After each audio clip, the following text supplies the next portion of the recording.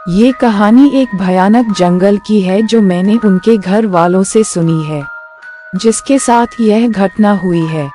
माधोपुर से लेकर शिवपुर तक फैले इस जंगल में न जाने कितने भयानक जानवर और भूत आत्माएं रहती हैं। इस बार मैं शिवपुर रक्षाबंधन पर दीदी का यहाँ पर गया था। वहाँ के लोग उस जंगल के बारे में बताते रहते हैं कि इस जंगल में आत्माएं भूत प्रेत रहते हैं। तो मुझे तो वैसे भी भूत प्रेतों पर विश्वास है, शायद आप लोगों को भी हो। तो मैं 15 अगस्त को अपने जीजा जी के कॉलेज गया था। वहाँ के लोग उन्हें आचार्य जी कहते थे। 15 अगस्त का प्रोग्राम खत्म होते ही हम लोग जाने ही वाले थे कि वहाँ के पड़ोसी ने उन्हें घर पर चाय पीने को बुलाया। तब हम लोग उनके घर चाय पीने गए। ऐसे ही बातें हो रही थी। तब उन्होंने अपनी आप बीती कहानी बताई कि अभी कुछ दिनों पहले मेरे बेटे राजीव के साथ ऐसी घटना घटी है कि आपको क्या बताएं। राजीव के पिताजी ने बताया कि एक दिन मेरी तबीयत खराब हो गई थी। तब मैंने राजीव को जंगल से बकरियों के लिए चारा लाने के लिए भेज दिया था। राजीव वैसे तो कभी कभी जंगल जाता था, पर वो हमेशा काम से जी चुराता था। पर आज उसे मजबूरी में जंगल जाना पड़ा। वो रास्ते में चलता गया। उसे कहीं भी पास में चारा नहीं मिला, क्योंकि पास के सारे पेड़ तो पहले से ही बकरियों के लिए काट चुके थे। वो जंगल के और अंदर चला गया। वो घने जंगल में पहुंच गया, जहां पर बहुत पास पेड़ खड़े हुए थे। पेड़ इतने घने थे कि आसमान तो नजर ही नहीं आ रहा था। बरसात का टाइम था, अच्छी बरसात हो गई थी, तो पूरा जंगल हरा भरा हुआ था। पत्थरों पर पानी ऐसे बह रहा था जैसे साफ कोई झरना बह रहा हो। पहाड़ों से नीचे की ओर आता हुआ पत्थरों पर साफ पानी बह रहा था। वहां पर इतनी शीतलता थी कि उसकी देखते ही थकान दूर हो गई। उसने सोचा कि पहले मैं थोड़ा आराम कर लूं, फिर मैं पत्तियां काटकर घर चला जाऊंगा। थोड़ी देर ही हुई थी उसे सोए हुए। उसने सपना देखा कि वह चारे के चक्कर में बहुत दूर आ गया है और वह रास्ता भूल गया है। उसने सपने में देखा कि उसके सामने कोई खड़ा है। उसकी शक्ल देखते ही उसकी आंखें खुल गई और वह डर गया। अब उसे और ज्यादा डर लगने लगा। अब चारा तो काट रहा था, पर वह सपने की बात याद करके बहुत घबराया हुआ था। उधर सूरज भी ढलने वाला था।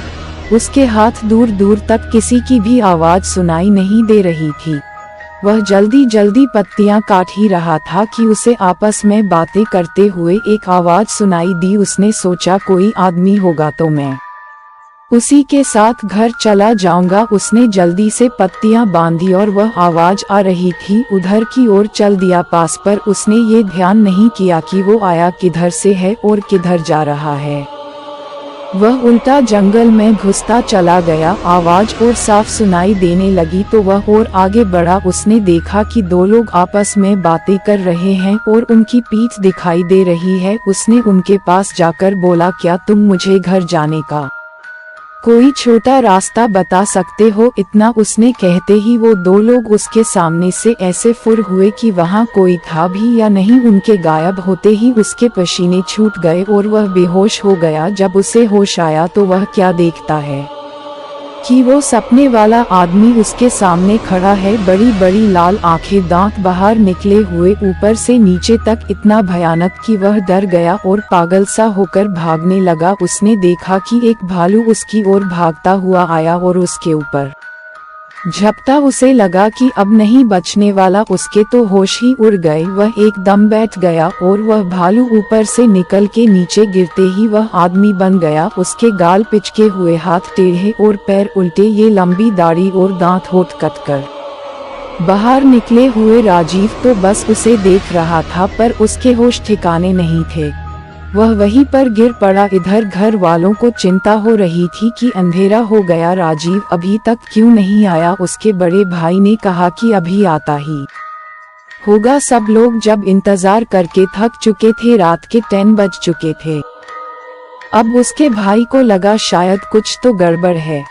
कुछ लोगों ने कहा चलो ढूंढते हैं, क्या पता इतने बड़े जंगल में कहाँ क्या हो गया होगा। सब लोग लाठी भाले टार्च लेकर उसे ढूंढने निकल पड़े। उसका भाई अपाहिज था, वह एक पैर से चलता था, इसलिए उसके पिताजी ने कहा बेटा तू यहीं रह अपनी माँ और बहन के पास, हम लोग जाते हैं, कुछ खबर होगी तो हम बताएंगे। पूरी रात जंगल में ढूंढते हुए हो गई पर उसका कुछ नहीं पता चला। जहाँ तक वो लोग जाते थे वहाँ तक सारा जंगल छान मारा मगर राजीव का कोई पता नहीं। सब लोगों ने कहा कि अभी घने जंगल में जाना ठीक नहीं है, अभी सुबह होते ही चलेंगे, अभी 4 बजे है, अभी 1 घंटे में सुबह हो जाएगी। सब लोगों ने वहीं बैठकर सुबह का इंतजार करने लगे। थोड़ी देर बाद सुबह हो गई। सब लोगों ने कहा चलो अब चलते हैं। सब लोग चल दिए आवाज लगते हुए राजीव पर। राजीव बेचारे की भूख प्यास के मारे वो हालत हो गई थी कि वह सुध बुध खो बैठा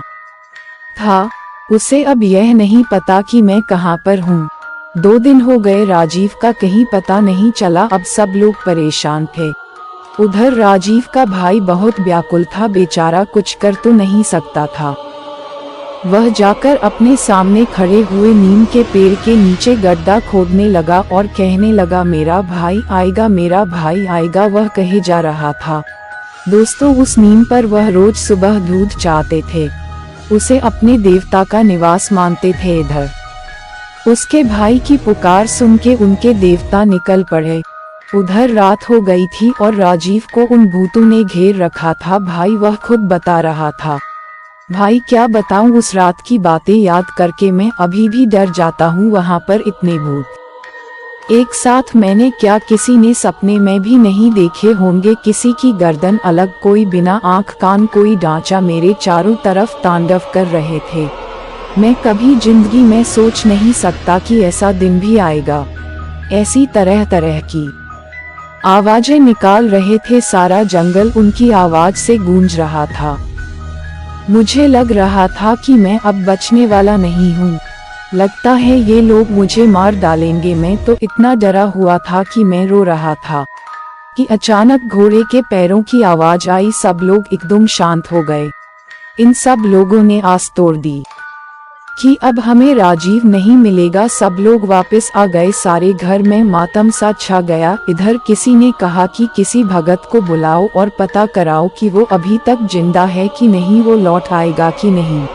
एक आदमी वहां के भगत को बुलाने चला गया। उधर राजीव के देवता वहां पर पहुंचे, हाथ में तलवार, घोड़े पर सवार। उनको देखते ही सारे भूत भागने लगे। उन्होंने एक एक को पकड़ पकड़ के ऐसे मारा जैसे कोई हीरो फिल्म में एक योद्धा सबको काट देता है। जैसे ही उनकी तलवार उनकी गर्दन पर पड़ती वह मिट्टी में मिल जाते। ये सब राजीव अपनी आंखों से देख रहा था। तब उस घुड़सवार ने कहा कि तुम अब चिंता मत करो, मैं आ गया हूँ और सुबह तक कोई तुम्हें लेने आ जाएगा। अब तुम बेफिक्र होकर सो जाओ। उनके आने से मेरा सारा डर खत्म हो गया और मैं आराम से सो गया।